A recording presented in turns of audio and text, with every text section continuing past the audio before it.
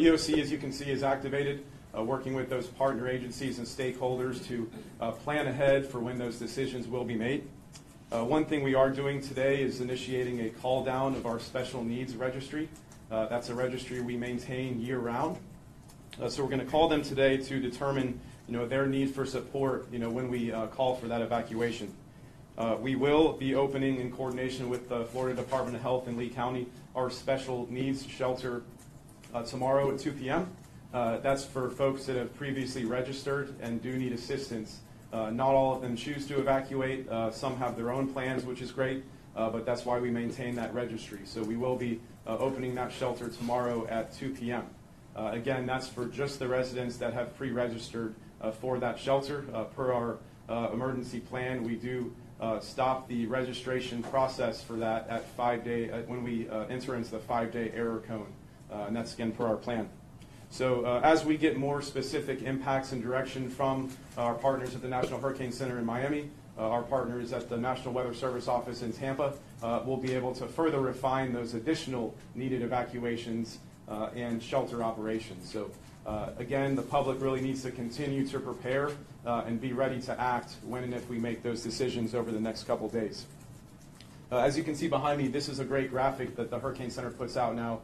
Displays the earliest arrival time of tropical storm force winds.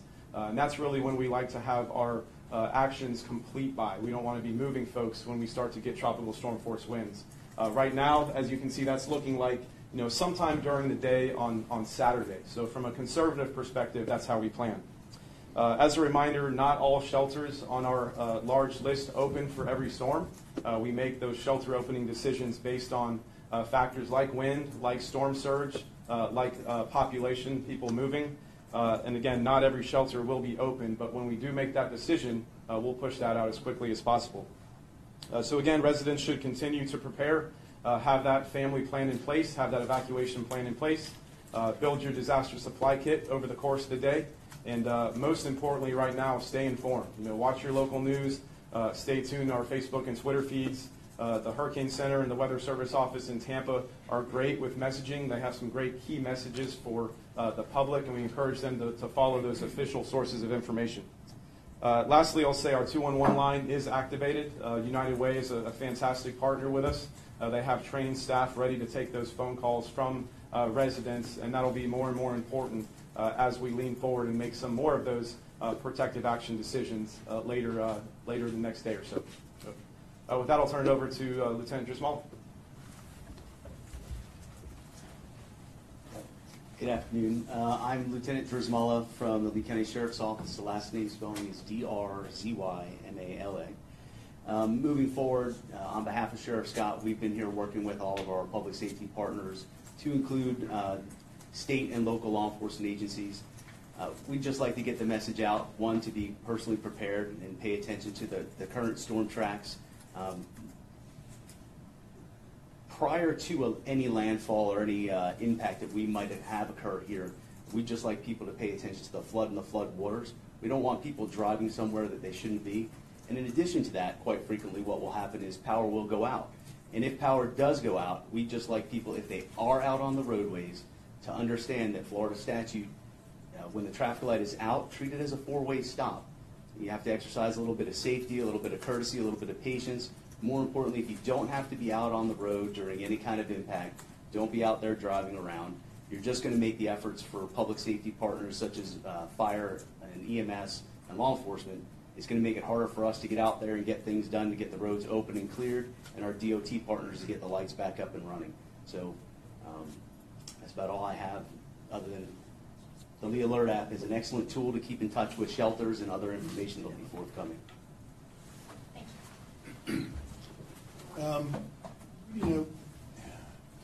A message for people should be that no one knows how to prepare for hurricanes better than Floridians. We've had probably more hurricanes in the state of Florida than anywhere else in the country, the West Coast and even some of the islands. So people should take some comfort in knowing that while it's a safe. Take some questions if you have some. Yes, sir. First question for Director Mayfield. Actually, two questions. Number one, are you recommending voluntary evacuations at this time? So on voluntary evacuations, like the county manager said, if people do feel like that, that's a personal decision for them. If they do feel like they want to hit the road early, then that's fine. That's their personal decision. We have not called for those mandatory evacuations yet, though, for larger portions of the county. Second question, we just saw a major flood event. Obviously, we're going to get huge amounts of rainfall as part of this storm. How is the county bracing for that rainfall in terms of flooding? Sure. I think the two big things is, one, monitoring those water levels, so making sure we keep tabs on that, kind of getting a feel for how much they've gone down over the last week, which they have. That's a good thing. But continuing to monitor those levels as we see more rain come in through the weekend, and making sure, again, folks have their plans in place. We did have a lot of rain last week, and we're hoping for not a ton more, but again, giant storm, and we'll definitely feel some of those impacts. Some of the people watching on social media have a question about whether or not flights from the airport evacuation by air are still viable at this point. Whether you've heard of any plans to either close locally or close because of aircraft not coming in. Sure. That's an airport decision, Port Authority question, so we'll probably defer that to them based on their time frame and their plan. With the path of this hurricane still somewhat unknown, do you guys have a recommendation for people of where to evacuate? Because a lot of people are asking us, where should we go, Sure. if this does come to this area and I do need to evacuate? Yeah, and that's the difficulty sometimes in making these decisions, because that's why we haven't done it yet. We want to make sure that we don't give advice and send people to the wrong parts of Florida. It's a peninsula, so making sure that we have that direction and precise information from the weather folks, so they can make sure they're informing us so we can make those decisions. So our biggest message is friends and family, hotels and motels, and then if you don't have an option, and we do have shelter availability here, that's an option for you as well. But the more the public can prepare on their own and shelter with family and friends, that's going to be your best bet. Do you have a timeline of when you will make that final evac decision? I mean, you were talking a little bit about Saturday morning. You wanting people in their places. Sure. So step one on that is our special needs residents, making sure we have a plan in place for them. That's why we want to pull that trigger today and tomorrow, so opening that shelter tomorrow. I think we'll continue to have those discussions tomorrow during the day on any wider evacuations and sheltering that would be necessary. Just received a text from RSW. They are open. Airlines make calls on flights when the storm approaches. There are rumors circulating that the airport closes tomorrow, and that is not the case. So it is dependent solely on wind velocities and individual decisions made by the airlines. Wanted to also circle back on the question about flooding and what are we making additional preparations. We have our DOT crews out today making sure that all of the conveyances, the storm drainage system, are free of debris after the flooding from last week. As the water goes down, more debris sort of makes its way south in Lee County. So it depends on how wet a storm this ends up to be and how much rainfall we'll get over a 2 or 3 day period of time. We're monitoring it closely, but we're taking all the actions that we can to make sure that water levels go down as fast as they can. And then there's a question on where to evacuate. We were hearing last night that a lot of folks were making hotel reservations up in the Orlando area, somewhere along the route. As we get closer to understanding exactly where the storm is going to make landfall, what kind of wind velocities we're going to have, or flooding perhaps, more and more of those hotel rooms are going to become unavailable as people continue to make those arrangements.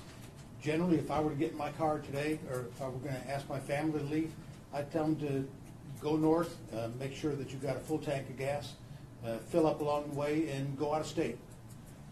Just keep going until you find a hotel room where you're going to be safe. Do you have any, it's kind of early, I know, but sandbags, will they remain available, or is the county working to make them available? Sure. Yeah, that's something we're working on over the course of last week into really yesterday. We gave out, I believe, about 50,000 sandbags, the sand deliveries as well, working with our fire districts to support on that. So we're working on that. I think that's something we'll get the locations out to you today of places that currently have sandbags. Do we want to emphasize you need to bring your own bag? yeah, if folks have sandbags or if they purchase those through our big box stores, that's probably a good option now too. More questions? Questions? Okay. Okay, thanks, guys. Okay, so what we'll do is I'll keep sending those email updates with new information. We're going to put stuff on the social media channels too, as we can.